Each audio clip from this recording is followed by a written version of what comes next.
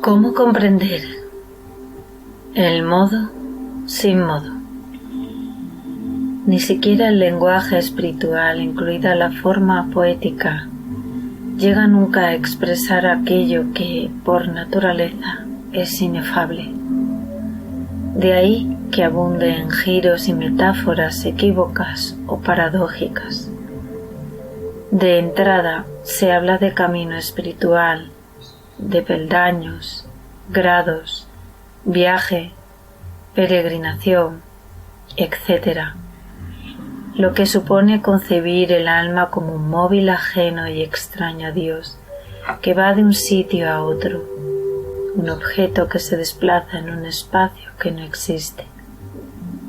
Si utilizan verbos de acción o de movimiento tales como alcanzar, hacer, meditar, purificar, realizar, nacer, etc., que parecen convertir al alma en un ente imperfecto e incompleto que necesita experiencias para lograr madurar.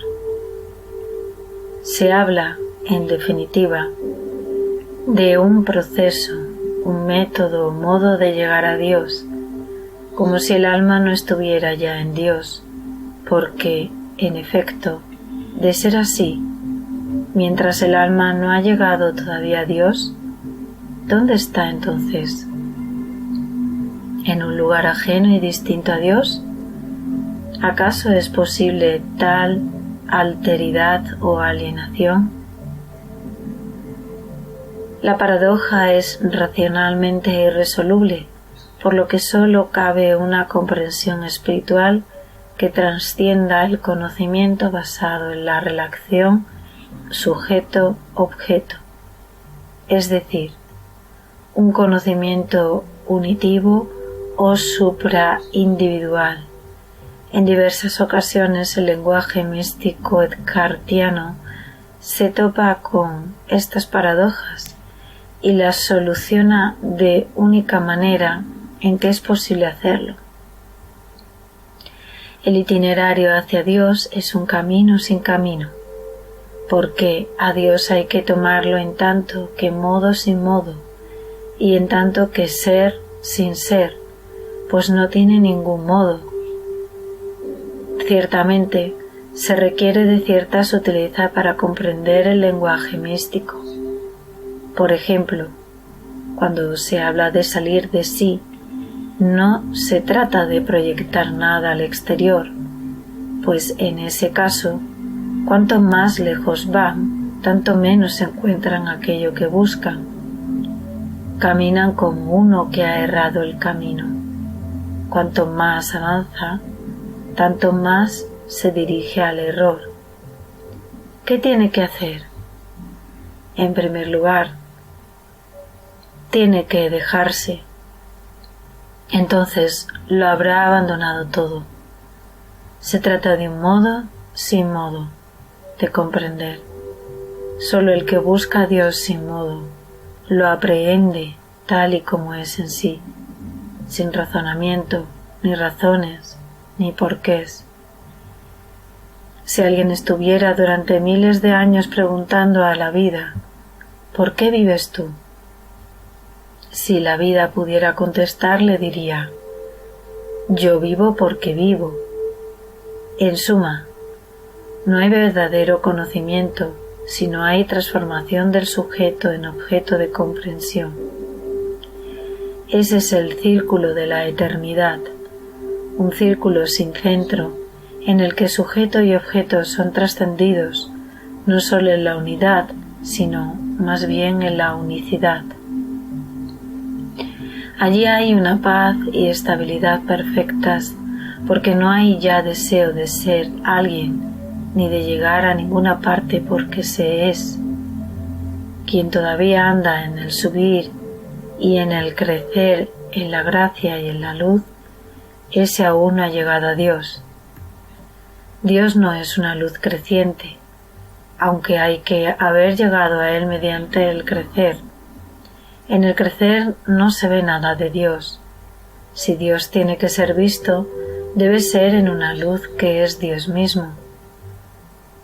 un maestro dice: en Dios no hay ni menos ni más, ni un esto ni un aquello. Mientras estamos de camino, no llegamos. Pero el hombre se deja engañar por el espejismo de la apariencia de los objetos, tomándolos como si fueran verdaderos.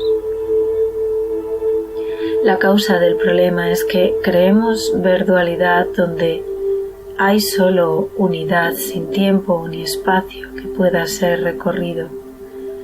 El maestro alemán trae a colación el pasaje bíblico de la conversión de María Magdalena, alterada porque, buscando la unidad, todavía se encuentra en el mundo de la dualidad hasta que se da la vuelta, es decir, mira sobre sí misma. En esa plenitud unitiva, donde no hay ni día ni noche, aquello que se halla a una distancia de 1000 millas, allí se encuentra tan cerca de mí como el lugar donde estoy parado ahora. Allí hay plenitud y magnificencia de toda la divinidad. Allí hay unidad. El alma, mientras percibe aún cualquier diferencia, anda mal, mientras todavía hay algo que mira hacia afuera o hacia adentro, no hay unidad. María Magdalena buscaba a nuestro Señor en la tumba, buscaba a un muerto y encontró a 2 ángeles vivos. Por eso se sintió aún desconsolada. Entonces dijeron los ángeles: ¿de qué te preocupas? Estás buscando un muerto y encuentras a 2 vivos. Entonces dijo ella: justamente esto es mi desconsuelo, que yo encuentro a 2 y sin embargo busco a uno solo. Mientras aún es posible que alguna diferencia de cualquier cosa creada mire al interior del alma, ella sentirá aflicción. Afortunadamente, siempre hay un jardinero que, como Jesús, saldrá al encuentro para tutelar la búsqueda. En otro sermón, el maestro Eckhart recalca la importancia de la atención constante que se ha de tener para no caer en el error de verse como un ser diferente y separado de los demás, dado que todos somos un ser. La dualidad implica verse distinto, es decir, creerse un individuo autónomo que tiene el ser por sí mismo y vive de compararse con otros para alimentar las diferencias. Con esa arrogante actitud no hacemos más que perjudicarnos. Si queréis ser un solo hijo, separaos de cualquier no, porque el no produce diferenciación. ¿Cómo? Fijaos, por el hecho de que no seas aquel hombre. El no produce una diferenciación entre tú y aquel hombre. Y por consiguiente, si queréis carecer de diferenciación, libraos del no, porque en el alma hay una potencia separada del no, ya que no tiene nada en común con cosa alguna, porque en esta potencia no hay nada fuera de Dios solo. O dicho con otro ejemplo, no somos el ojo que ve, sino la visión, o mejor aún, somos aquello que comprende o trasciende al sujeto que ve, a los objetos vistos y el mero acto de ver, es decir, visión pura, luz. Cuando mi ojo se abre, es un ojo. Cuando está cerrado, es el mismo ojo. Y a causa de la vista, el madero no gana ni pierde nada. Ahora comprendedme bien.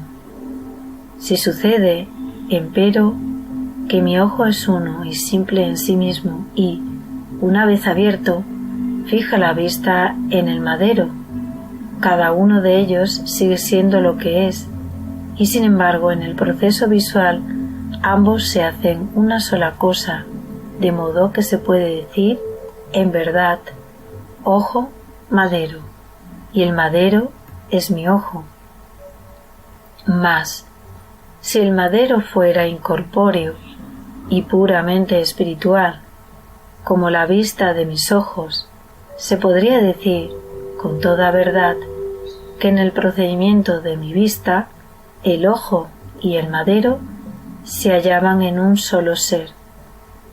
Si eso es cierto con respecto a las cosas corpóreas, cuanto más vale para las espirituales. Debéis saber que mi ojo tiene mucha más semejanza con el ojo de una oveja que se encuentra allende el mar y la que nunca vi, de la que tiene mi ojo con mis oídos, con los cuales comparte la unidad del ser. Y esto se debe al hecho de que el ojo de la oveja tiene la misma actuación que tiene también mi ojo, y por ello les atribuyo más solidaridad en su actuación que a mis ojos y mis oídos, ya que éstos se hallan separados en sus procedimientos. Esa luz tiene más unidad con Dios de la que tiene con cualquier potencia del alma, con la cual es, sin embargo, una en la esencia.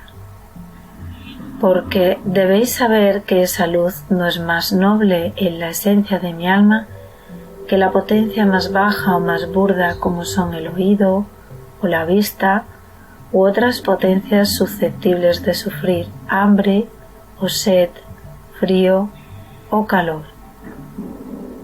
Y esto se debe al hecho de que la esencia es uniforme. El hombre puede encontrar a Dios porque en aquel existe un algo divino e increado capaz de tocarle directamente. En esto consiste la nobleza del hombre, pues el Señor se descubre en nuestro fondo más íntimo, siempre y cuando Él nos encuentre en casa y el alma no haya salido de paseo con los 5 sentidos.